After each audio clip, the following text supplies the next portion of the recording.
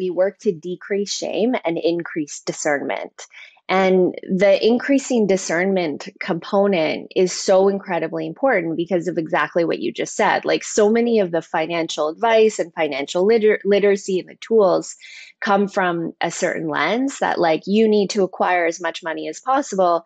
And reciprocity may not work well in that because where does reparation stand? Where does giving back? Where does sharing stand? And so what we encourage folks to do is to explore views that are connected to their values. So if they come from an ancestral lineage where reciprocity was a big part of it, but maybe colonialism or capitalism ripped it away, how can you elevate those beliefs more? Right? So we really encourage like inviting different views in and to remind yourself that it's okay to interact with your money from that viewpoint, not just this like white patriarchal capitalist like way to manage your finances. So that's that piece around increasing discernment to be able to be like, oh, does this tool actually work for me? And is it actually aligned with my values? Maybe that rule of like how to split your finances for this part, housing expenses, this part investing, this part spending doesn't work because I want 20% to go, my income to go to reparations or community care, right? So it's really about like first connecting to, well, we actually say first always is like finding ways to nourish and regulate the nervous system.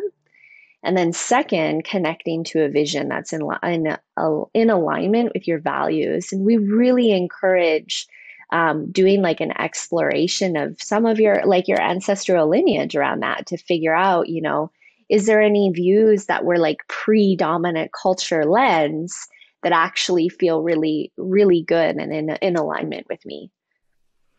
Right. And don't necessarily, I mean, it's hard. Like, how do people decrease shame? Especially I've seen now lately a lot of pushback on productivity culture and feeling like, I'm ashamed because I'm not working hard or whatever. How do you, with, upping discernment, then what's the second part of like decreasing shame? Yeah. How do you do that? Well, like your podcast helps people decrease shame. Like the Oh, word, thank you. though, like the name of it, Bad with Money, like it's kind of funny. And it's like, oh my gosh, people hear that and they relate. They're like, I am too, and it's like when we get together and we like talk about this stuff, that helps us decrease shame, and we use a framework in our program called the pro-social shame circle, or we kind of called it the ladder because it's more of a ladder versus a circle where, when we can be at a place where we can have radical honesty with our shame,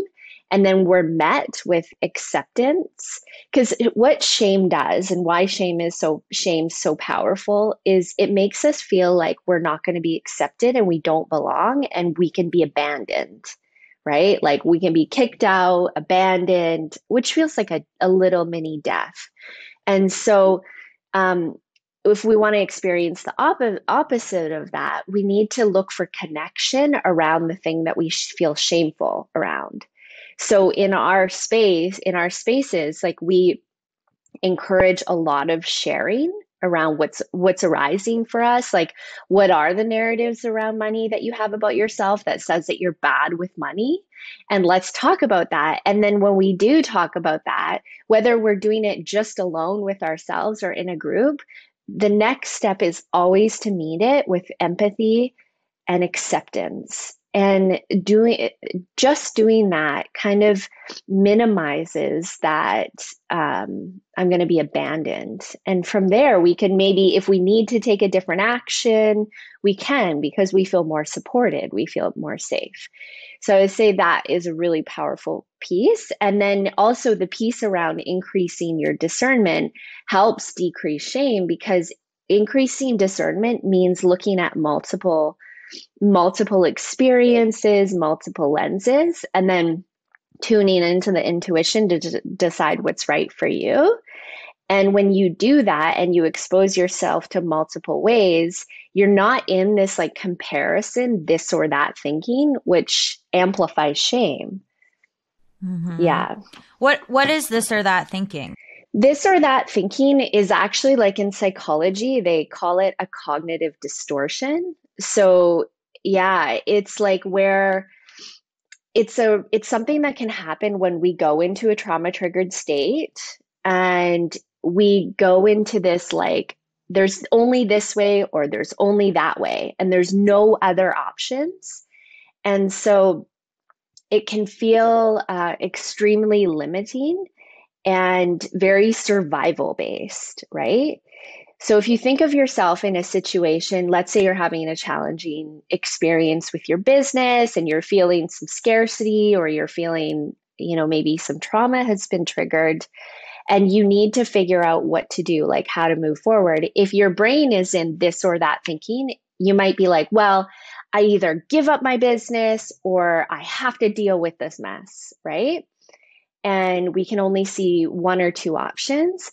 But when we're in a more regulated space and we can go into more like panoramic vision, we can be like, oh, actually, there's a third option and there's a fourth option. And maybe I can go talk to a friend and connect and move into that very regulated state of the nervous system and explore another option. And so that's really like what this or that type thinking is. Interesting. Yeah.